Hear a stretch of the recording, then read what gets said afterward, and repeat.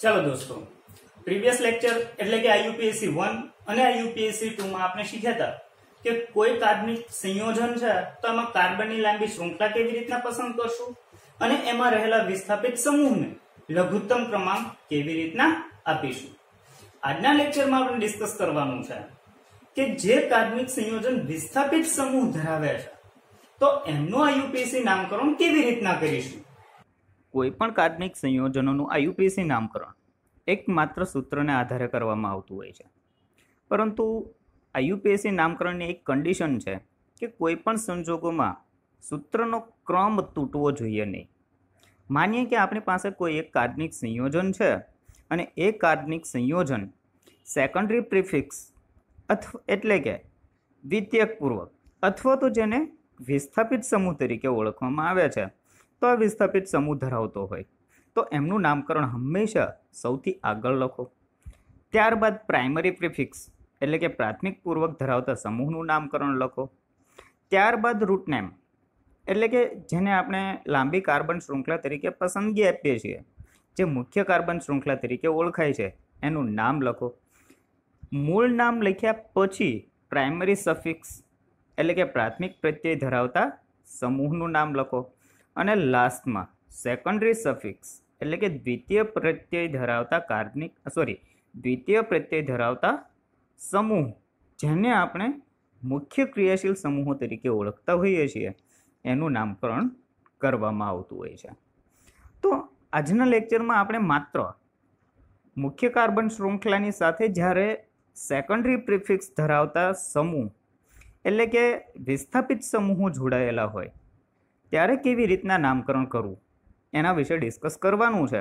હવે સવાલ એ થશે કે સેકન્ડરી પ્રિફિક્સ અથવા તો દ્વિતીય પૂર્વક ધરાવતા સમૂહો કયા કયા છે જેને આપણે વિસ્થાપિત સમૂહો તરીકે ઓળખતા હોઈએ છીએ।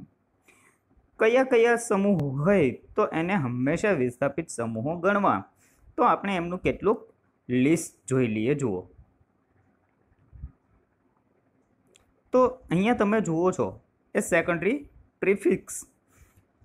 ધારીએ કે આપણી કોઈ કાર્બનિક શૃંખલા જેમાં ફ્લોરિન અવેલેબલ છે તો જ્યારે IUPAC નામકરણ કરીએ તો એને હંમેશા ફ્લોરો તરીકે લખવામાં આવતું હોય છે।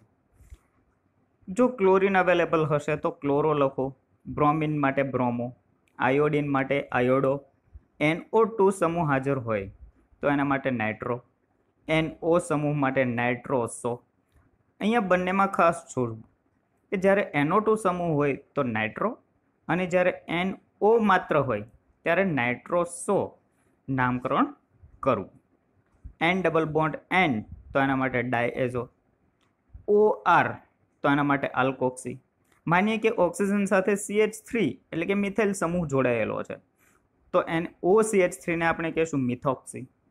ઓક્સિજન સાથે C2H5 એટલે કે OCH2CH3 સમૂહ જોડાણો હોય તો એને કહેશું ઇથોક્સી। તો એવી રીતના નામકરણ આગળ વધારશું। અચ્છા, એક અલગ પડતું નામ છે તો એ છે ઇપોક્સી, જે ચક્રીય સંયોજન છે જેમાં તમે જુઓ છો કે બે કાર્બન સભ્ય છે અને એ ચક્રીય સંયોજન કે જે એક ઓક્સિજન સભ્ય દ્વારા કમ્પ્લીટ થાય છે। એના પછી તમે જુઓ છો મિથાઇલ સમૂહ, ત્યારબાદ ઇથાઇલ। જો CH2 ડબલ બોન્ડ CH એક વેલેન્સી ખાલી હોય તો એના માટે vinyl, CH2 double bond CH2 એના માટે એલાઇલ નામ વાપરીએ અને લાસ્ટમાં કે જ્યારે C6H5 હોય તો એને ફિનાઇલ તરીકે હંમેશા રૂટ નેમ એટલે કે મૂળ નામની આગળ લખવામાં આવતું હોય છે। તો આજના લેક્ચર માટે માત્ર આપણે રૂટ નેમ એટલે કે મુખ્ય કાર્બનિક શૃંખલા એમની સાથે જ્યારે સેકન્ડરી પ્રિફિક્સ જોડાયા હોય દ્વિતીયક પૂર્વક જેને આપણે વિસ્થાપિત સમૂહ તરીકે ઓળખીએ છીએ, તો વિસ્થાપિત સમૂહ જ્યારે જોડાયા હોય તો કેવી રીતના નામકરણ કરીએ છીએ એમના કેટલાક એક્ઝામ્પલ સાથે ડિસ્કસ કરીએ। ચાલો તો આપણે કેટલાક એવા કાર્બનિક સંયોજનોના IUPAC નામકરણ કરીએ કે જે વિસ્થાપિત સમૂહ ધરાવે છે। તો જુઓ CH3 CH2 CH CH3 CH3 આપણે પ્રીવિયસ લેક્ચરમાં ડિસ્કસ કરી કે જ્યારે કોઈ કાર્બનિક સંયોજનનું આઈયુપીએસી નામકરણ કરતા હોઈએ તો હંમેશા બધા જ રૂલ્સને સ્ટેપ બાય સ્ટેપ ફોલો કરો. તો પહેલો નિયમ હતો કે કાર્બનની લોંગેસ્ટ ચેન ડિસાઈડ કરો. તે ઓલરેડી અહીંયા આપણી પાસે અવેલેબલ છે. સેકન્ડ રૂલ શું હતો તો કે વિસ્થાપિત સમૂહને લોવેસ્ટ નંબરિંગ મળવું જરૂરી છે. તો પહેલા તો એ ડિસાઈડ કરો કે વિસ્થાપિત સમૂહ કયો છે. તો અહીંયા આપણા માટે મિથાઇલ સમૂહ CH3 એ વિસ્થાપિત સમૂહ છે અને એને લોવેસ્ટ નંબરિંગ આપીએ. તો ચલો લોવેસ્ટ નંબરિંગ કમ્પ્લીટ થઈ ગયું.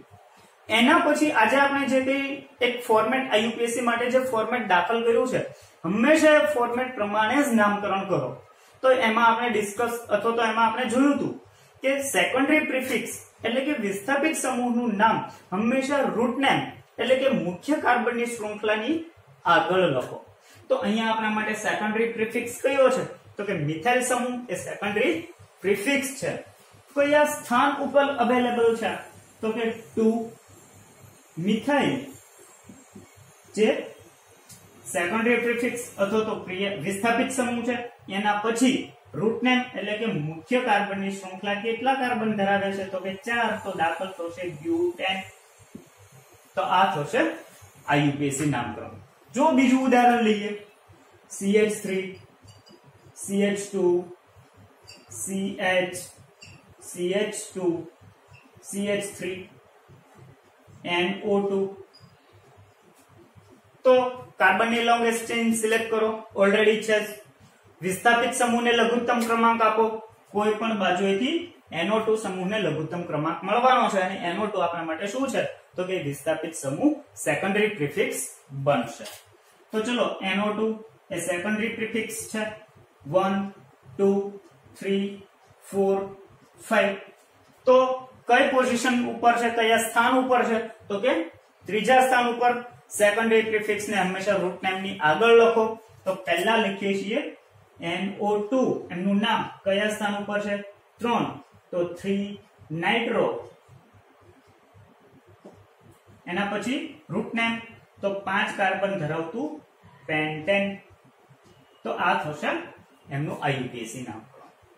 હજુ થોડું આગળ એક્ઝામ્પલ લઈએ. જુઓ અત્યાર સુધીના બંને એક્ઝામ્પલમાં આપણે એવું જોયું કે માત્ર એક વિસ્થાપિત સમૂહ ધરાવે છે પણ ઘણા બધા કાર્બનિક સંયોજનો એવા છે કે જે એક કરતા વધારે વિસ્થાપિત સમૂહો ધરાવતા હોય. જુઓ CH3 CH2 CH CH2 CH CH3 CH3 CH2 CH3. ચલો પહેલા રૂલ્સ ને ફોલો કર્યો તો કાર્બનની longest chain select. Yes. Second rules વિસ્થાપિત સમૂહને લઘુત્તમ ક્રમાંક. ચલો 1 2 3. જો ઇથાઇલ સમૂહને હું પ્રાયોરિટી આપું છું તો ત્રીજો નંબર મળશે. પણ જો મિથાઇલ સમૂહને લઘુત્તમ ક્રમાંક આપું તો બીજા સ્થાન એટલે કે બીજા કાર્બન ઉપરથી લઘુત્તમ ક્રમાંક મળે છે. તો આપણા માટે કઈ મેથડ સાચી ગણાશે તો કે મિથાઇલ સમૂહને લઘુત્તમ ક્રમાંક મળવો યોગ્ય છે. ચલો એના પછી પ્રોબ્લેમ એ થશે કે અહીંયા તો બંને આપણા માટે વિસ્થાપિત સમૂહો છે. તો પહેલા નામકરણ કોનું કરવું? પહેલા મિથાઇલનું નામકરણ લખવું કે ઇથાઇલનું નામ લખીશ? જ્યારે આવી પરિસ્થિતિ આવે કે જ્યારે બંને વિસ્થાપિત સમૂહો હોય તો હંમેશા એક નિયમને ફોલો કરો. નિયમ આપણા માટે શું બને છે તો કે જ્યારે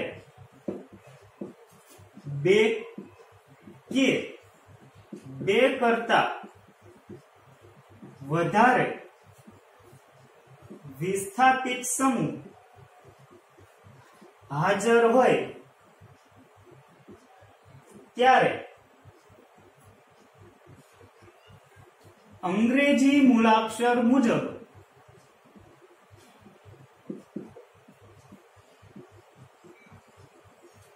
જે પ્રથમ આવતા હોય તેને અથવા તો હોય તેનું નામ પ્રથમ લખો.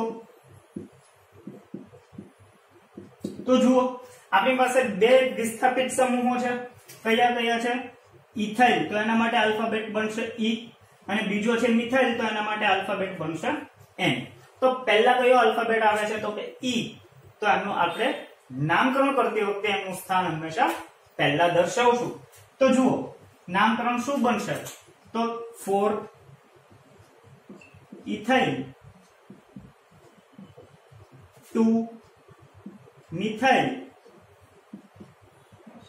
કાર્બનની લોંગેસ્ટ ચેઇન તો કે 6, તો એના માટે બનશે હેક્ઝેન.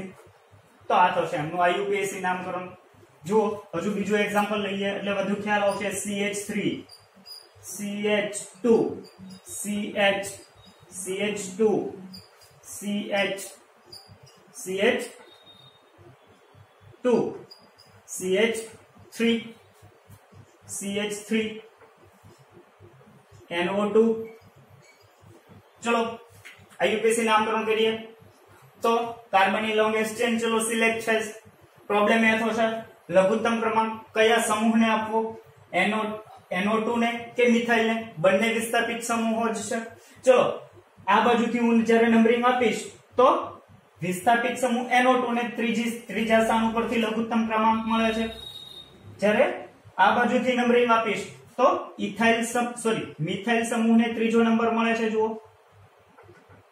બંને બાજુથી વિસ્થાપિત સમૂહોને સેમ નંબરિંગ મળે છે. તો શું કરીશ જ્યારે આવી પરિસ્થિતિ હોય? તો અગાઉ આપણે શીખ્યા છીએ કે આલ્ફાબેટ પ્રમાણે જે અગ્રિમતા ધરાવતો હોય એને હંમેશા લઘુત્તમ ક્રમાંક આપો. તો મિથાઇલ માટે M અને નાઇટ્રો માટે N. તો પહેલા કોણ આવશે? તો કે મિથાઇલ સમૂહને લઘુત્તમ ક્રમાંક મળવો જરૂરી છે. તો આ બાજુથી નંબરિંગ કરવું યોગ્ય ગણાશે. ચલો હવે નામકરણ કરીએ. નામકરણમાં પણ આપણે એવું શીખ્યા કે જ્યારે બે કે બે કરતા વધારે વિસ્થાપિત સમૂહો હાજર હોય ત્યારે આલ્ફાબેટમાં જે પ્રથમ આવે એનું નામ પહેલા લખો.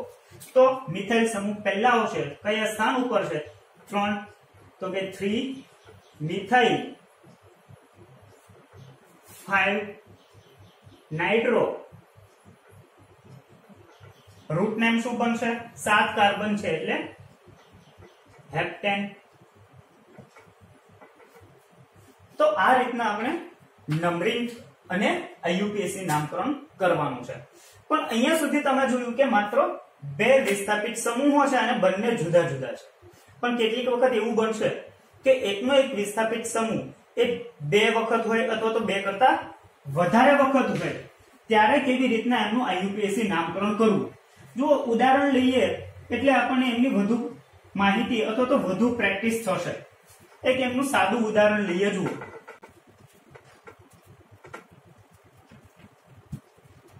તો ચાલો આપણે એક ઉદાહરણ લઈએ. ધારો કે આપણી પાસે ઉદાહરણ છે CH3 CH3 CH3 CH2 CH CH2 CH3 CH2 CH3. ચલો ઓલરેડી કાર્બનની લોંગેસ્ટ ચેન આપણી પાસે અવેલેબલ છે. વિસ્થાપિત સમૂહને લઘુત્તમ ક્રમાંક આપીએ તો હવે એ પણ તમને ખ્યાલ છે કે લોવેસ્ટ નંબરિંગ કેવી રીતના આપી શકાય. ચલો હવે નામકરણ કરીએ. તો નામકરણ માટે શું બને? તો આગળનો નિયમ આપણે એવું શીખ્યા કે આલ્ફાબેટ પ્રમાણે બે કે બે કરતા વધારે વિસ્થાપિત સમૂહો હોય તો હંમેશા આલ્ફાબેટ પ્રમાણે નામકરણ કરતા હોઈએ છીએ. ચલો તો અહીંયા આપણે બે વિસ્થાપિત સમૂહો છે, બંનેને પહેલા ઇન્ડિવિડ્યુઅલ નામકરણ આપી જોઈએ તો શું થાય છે?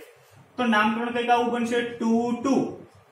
એક માટે બનશે એટલે કે મિથાઇલ સમૂહ માટે બનશે 2 2 ડાઈ મિથાઇલ, અને ઇથાઇલ માટે નામકરણ કરીએ તો શું બને? તો કે 4 ઇથાઇલ.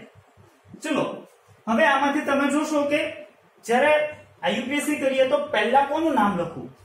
2 2 ડાઈ મિથાઇલ લખવું કે 4 ઇથાઇલ લખવું? તો જ્યારે આવી પરિસ્થિતિ હોય કે જ્યારે એકનો એક જ વિસ્થાપિત સમૂહ બે વખત હોય, અહીંયા તમે જુઓ કે મિથાઇલ સમૂહ એ કેટલી વખત છે? એકનો એક જ વિસ્થાપિત સમૂહ બે વખત છે.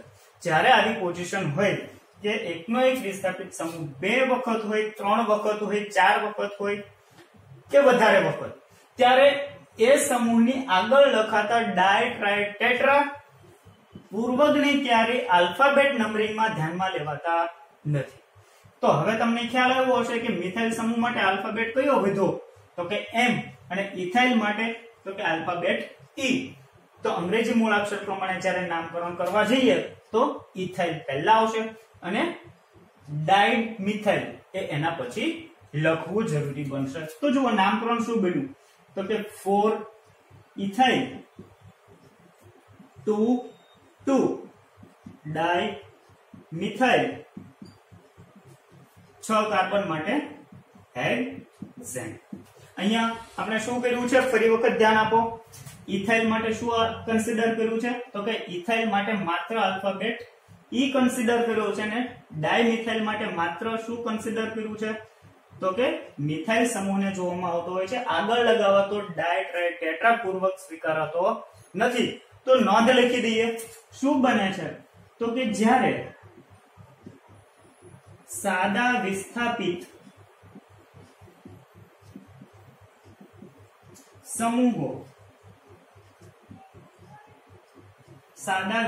સમૂહમાં એક જ વિસ્થાપિત સમૂહ બે કે બે કરતા વધારે વખત હોય ત્યારે લગાવવામાં આવતા પૂર્વક ડાઈ ટ્રાય વગેરે ને અંગ્રેજી મૂળાક્ષર મુજબ નામ લખતી વખતે સ્વીકારવામાં આવતા નથી. તો હવે તમને ખ્યાલ આવ્યો હશે કે જ્યારે સાદા વિસ્થાપિત સમૂહો હાજર હોય ત્યારે આ નિયમને અનુસરીને નામકરણ કરવામાં આવતું હોય છે. પણ હવે એવું જરૂરી તો નહીં કે દરેક વખતે સાદા વિસ્થાપિત સમૂહો જ હાજર હોય. ઘણી વખત એવું બનશે કે સાદા વિસ્થાપિત સમૂહની જગ્યાએ સંકીર્ણ વિસ્થાપિત સમૂહો હાજર હોય. જો CH3 CH2 CH2 CH2 CH CH CH2 CH3 CH2 CH3 CH CH CH3 CH3 CH3. ચલો આવું કોઈ ઉદાહરણ છે તો અહીંયા તમે જુઓ છો કે તો કાર્બનની લોંગેસ્ટ ચેઇન તો અવેલેબલ છે જ. એના પછીનો સેકન્ડ રૂલ તો કે વિસ્થાપિત સમૂહ. અહીંયા આપણી પાસે બે વિસ્થાપિત સમૂહો છે. અહીંયાનું એક ઇથાઇલ કે જે સાદો વિસ્થાપિત સમૂહ ગણાશે, અને અહીંયાનું એક બ્રાન્ચ એટલે કે ઉપશાખા ધરાવતો વિસ્થાપિત સમૂહ કે જેને સંકીર્ણ વિસ્થાપિત સમૂહ તરીકે ઓળખવામાં આવતું હોય. તો આવા સંયોજનનું નામકરણ કેવી રીતના કરીએ, તો જુઓ વિસ્થાપિત સમૂહને લોવેસ્ટ નંબરિંગ મળે એ પ્રમાણે આપણે નંબરિંગ દાખલ કરીએ છીએ.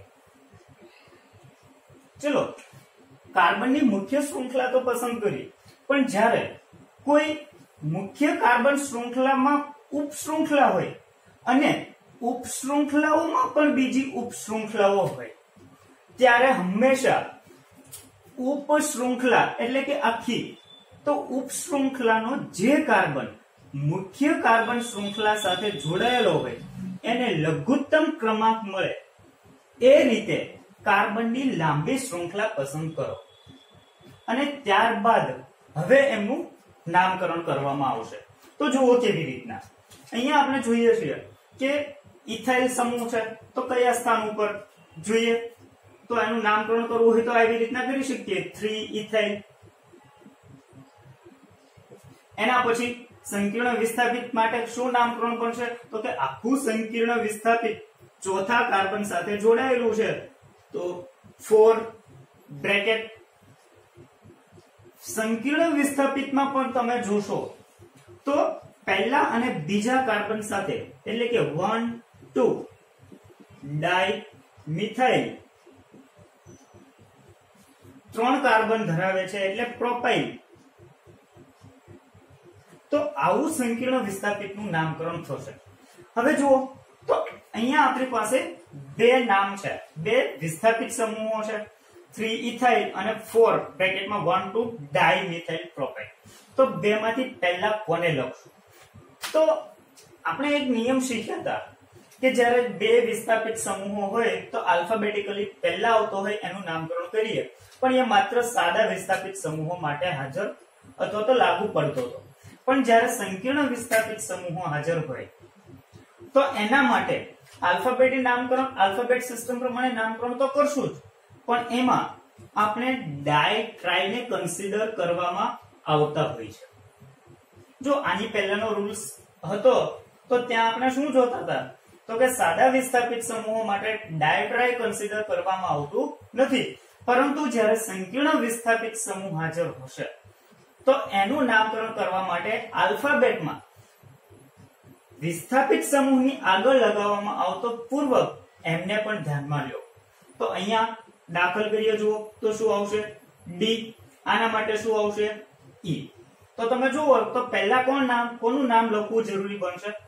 તો કે સંકીર્ણ વિસ્થાપિતનું નામ એ આપણા માટે પહેલું બને છે. તો ચલો આનું IUPAC બનાવીએ. શું બનશે? 4 બ્રેકેટમાં 1 2 ડાઈ મિથાઇલ. એના પછી શું આવે છે? પ્રોપાઇલ. Propyl 3 ethyl. કાર્બનની લોંગેસ્ટ ચેઇન 8, તો ઓક્ટેન. તો આપણા માટે નિયમ શું બન્યો?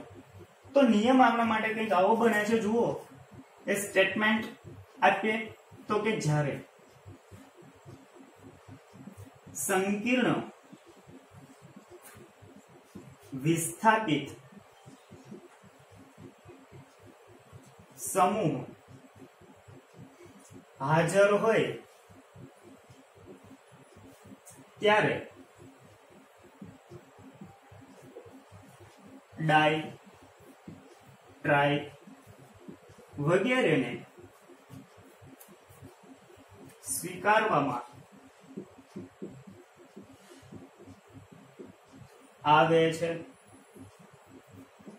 જો આગળનો નિયમ શું હતો તો કે જ્યારે સાદા વિસ્થાપિત હતા ત્યારે ડાય ટ્રાય તો એમને અંગ્રેજી મૂળાક્ષર મુજબ નામ લખતી વખતે સ્વીકારવામાં આવતા નહોતા, પરંતુ જ્યારે સંકીર્ણ વિસ્થાપિત સમૂહ હાજર હોય ત્યારે હંમેશા ડાય ટ્રાય વગેરેને સ્વીકારવામાં આવતા હોય છે, જે અહીંયા ઉદાહરણ દ્વારા આપણે જોતા હોઈએ છીએ. હવે કાર્બનિક સંયોજનમાં જ્યારે આઇસો, નિયો, સેકન્ડરી કે ટર્શરી પૂર્વક ધરાવતા વિસ્થાપિત સમૂહો હાજર હોય તો કેવી રીતના નામકરણ કરશું? તો એના માટે પહેલા વિધાન લખીએ અને પછી એમને કેટલાક એક્ઝામ્પલ જોઈએ. તો આપણા માટે સ્ટેટમેન્ટ લખીએ. જુઓ તો જ્યારે બંધારણમાં અથવા તો કાર્બનિક સંયોજનમાં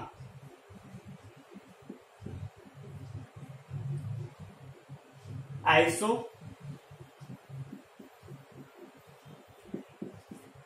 કે નિયો પૂર્વક ધરાવતા સમૂહો હાજર હોય ત્યારે અંગ્રેજી મૂળાક્ષર મુજબ નામકરણ કરતી વખતે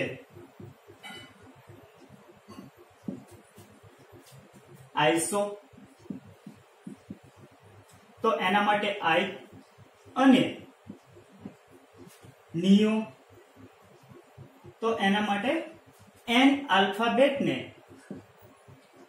સ્વીકારવા, પરંતુ સેકન્ડરી કે ટર્શરી પૂર્વક ધરાવતા સમૂહનું નામકરણ કરતી વખતે સેકન્ડરી માટે એસ આલ્ફાબેટ અને ટર્શરી માટે ટી આલ્ફાબેટ ને ધ્યાનમાં લેવામાં આવતા નથી. તો આ સ્ટેટમેન્ટ ખાસ યાદ રાખીએ. હવે જે સ્ટુડન્ટને આઈસો નિયો સેકન્ડરી કે ટર્શરી પૂર્વ ક્યારે લાગ્યો હતો, તો આઈસો નિયો સેકન્ડરી કે ટર્શરી વિસ્થાપિત સમૂહો કયા કયા છે જો એ ખ્યાલ ન હોય તો એ student common name by Vikram Diyora એ વિડિયો જોઈ શકે છે, જેથી ખ્યાલ આવે કે કયા સમૂહની આગળ એટલે કે પૂર્વક તરીકે આઈસો લાગશે, સેકન્ડરી લાગશે, નિયો લાગશે કે ટર્શરી લાગશે. તો જ્યારે કાર્બનિક સંયોજન આઈસો, નિયો, સેકન્ડરી કે ટર્શરી પ્રત્યે ધરાવતા વિસ્થાપિત સમૂહો ધરાવતું હોય ત્યારે નામકરણ કેવી રીતના કરવું તો જુઓ અહીંયા કેટલાક ઉદાહરણો દ્વારા આપણે સમજીએ છીએ. ચલો અહીંયા આપણે જોઈએ તો કાર્બનની લોંગેસ્ટ ચેઇન છે જ, એના પછી તો કે નંબરિંગ આપીએ તો મિથાઇલ સમૂહ બાજુથી નંબરિંગ આપવું તો એ મારા માટે યોગ્ય ગણાશે. 1 2 3 4 5 6 7. અહીંયા તમે જુઓ છો તો મિથાઇલ સમૂહને ત્રીજો નંબર મળશે, પણ જો હું આ બાજુથી નંબરિંગ કરીશ તો આઇસોપ્રોપાઇલ ગ્રુપને ચોથો નંબર મળશે, જે સાચી મેથડ નહીં ગણાય. અચ્છા, હવે આપણે જોઈએ કે નામકરણ કોનું કરશું. પહેલા મિથાઇલ સમૂહ દાખલ કરશું, એનું નામ લખશું કે પહેલા આઇસોપ્રોપાઇલ સમૂહનું નામકરણ કરશું. તો જુઓ આપણે શીખ્યા છીએ કે આલ્ફાબેટ સિસ્ટમ પ્રમાણે નામકરણ કરીએ તો એમ પહેલા આવશે.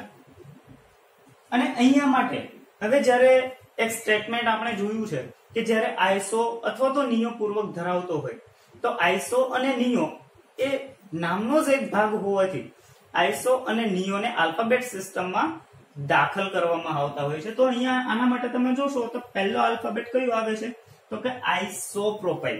તો એના માટે આઈ આલ્ફાબેટ પહેલા આવશે. તો પહેલા કોનું નામકરણ કરશું તો કે આઇસોપ્રોપાઇલ નું નામકરણ પહેલા કરશું. તો આપણા માટે નામ શું બને છે જુઓ, 4 આઇસોપ્રોપાઇલ,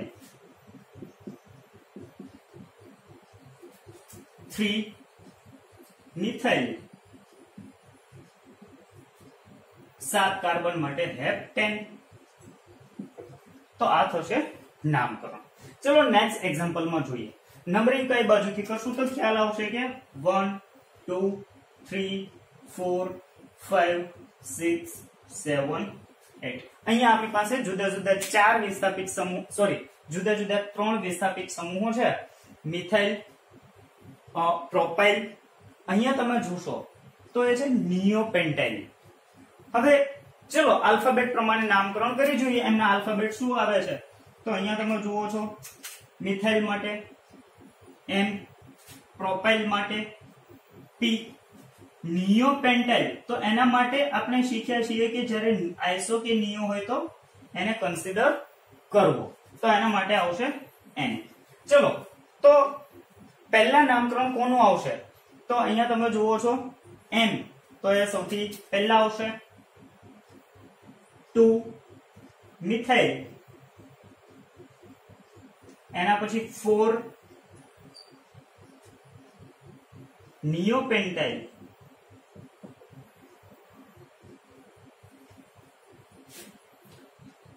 5 પ્રોપાઇલ, 8 કાર્બન ધરાવતો ઓક્ટેન. તો અહીંયા બંને ઉદાહરણમાં તમે જુઓ છો કે જ્યારે આઈયુપીએસી નામકરણ કરીએ છીએ તો આલ્ફાબેટ તરીકે આઈસો માટે આઈ અને નિયો માટે એન એમને આપણે આલ્ફાબેટ સિસ્ટમમાં દાખલ કરતા હોઈએ છીએ. પણ એના પછીના બે એક્ઝામ્પલ જોઈએ. જુઓ તો કાર્બનની લોંગેસ્ટ ચેઇન પહેલા સિલેક્ટ કરીએ. ચલો તો કઈ બાજુથી? ચલો C1 2 3 4 5 6 7 8 9 9 કાર્બન ધરાવતી કાર્બનની લોંગેસ્ટ ચેઇન છે. આલ્ફાબેટ દાખલ કરીએ તો શું બને છે જુઓ. અહીંયા તમે જોશો તો કયો વિસ્થાપિત સમૂહ છે? તો ત્યાં તમે જોશો તો સેકન્ડરી બ્યુટાઇલ છે. શું હાજર છે? Secondary butyl. તો આના માટે S આલ્ફાબેટ. અહીંયા ઇથાઇલ છે તો E આલ્ફાબેટ. અહીંયા મિથાઇલ સમૂહ માટે M. હવે અગાઉ આપણે જોયું છે કે જ્યારે સેકન્ડરી કે ટર્શરી હોય તો એના માટે આપણે ક્યારેય સેકન્ડરી કે ટર્શરીને આલ્ફાબેટ સિસ્ટમમાં ઇન્ટ્રોડ્યુસ કરશું નહીં. તો આનું નામ એ માત્ર આપણે શું બનાવીએ છીએ? તો કે સેકન્ડરી બ્યુટાઇલ. તો એના માટે આપણે આલ્ફાબેટ કયો ગણશું? તો એના માટે આપણે આલ્ફાબેટ એ B કન્સિડર કરવો પડશે. તો પહેલા આપનું નામ શું બનશે? તો કે 6 secondary butyl. Secondary butyl and then 4 ethyl, 3 methyl. આ 9 કાર્બન માટે નોનેન. ચલો નેક્સ્ટ માં વિચારીએ. કાર્બનની લોંગેસ્ટ ચેઇન ત્રીજી પોઝિશન. ચલો અહીંયા પણ વિસ્થાપિત સમૂહ ત્રીજી પોઝિશન ઉપર, અહીંયા પણ વિસ્થાપિત સમૂહ ત્રીજી પોઝિશન ઉપર છે. તો કઈ બાજુથી નંબરિંગ કરીએ છીએ? તો ત્યારે આપણે વાત કરી છે કે આલ્ફાબેટ પ્રમાણે જે પહેલા આવતો હોય એને અગ્રિમતા આપો, એમને લઘુત્તમ ક્રમાંક મળવો જોઈએ. તો આનો આલ્ફાબેટ આપણે શું દાખલ કરીએ? E. અને આના માટે આલ્ફાબેટ શું દાખલ થશે? તો અહીંયા તમે જુઓ 1 2 કેટલા કાર્બન? 1 2 3 4 4 કાર્બન છે. અને આખો સમૂહ ગણીએ તો શું બને છે? તો કે ટર્શરી બ્યુટાઇલ બનતો હોય છે. તો જ્યારે ટર્શરી બ્યુટાઇલ છે તો એમાં આપણે ટર્શરીને કાઉન્ટ કરતા નથી, પણ કોને કાઉન્ટ કરીએ છીએ? તો કે બ્યુટાઇલ માટે B ગણાતો હોય છે. તો B બાજુથી નંબરિંગ કરવું પડશે. CH3 CH2 CH3 4 5 6 7. ચલો તો અહીંયા આપણે જોઈએ તો આલ્ફાબેટ E છે. અહીંયા તો કે ટર્શરી બ્યુટાઇલ છે. તો ટર્શરી બ્યુટાઇલમાં ટર્શરીને કાઉન્ટ કરાતો હતો, આલ્ફાબેટમાં ઇન્ટ્રોડ્યુસ કરાતો હતો નથી. તો કોને ગણીએ? તો કે બ્યુટાઇલ માટે B. તો પહેલા નામ કોનું આવશે? તો કે 3 ટર્શરી બ્યુટાઇલ, 5 ઇથાઇલ, 7 કાર્બન માટે હેપ્ટેન. તો આ રીતના જ્યારે કાર્બનની લોંગેસ્ટ ચેઇન એટલે કે રૂટ નેમ એમની સાથે જ્યારે સેકન્ડરી પ્રિફિક્સ અથવા તો જેને દ્વિતીય પૂર્વક તરીકે ઓળખીએ છીએ અથવા તો જેને વિસ્થાપિત સમૂહ તરીકે ઓળખીએ છીએ, તો જ્યારે વિસ્થાપિત સમૂહ રૂટ નેમ સાથે જોડાયેલું હોય તો કેવી રીતના IUPAC નામકરણ કરવું એ હવે તમને ખ્યાલ આવ્યો હોય.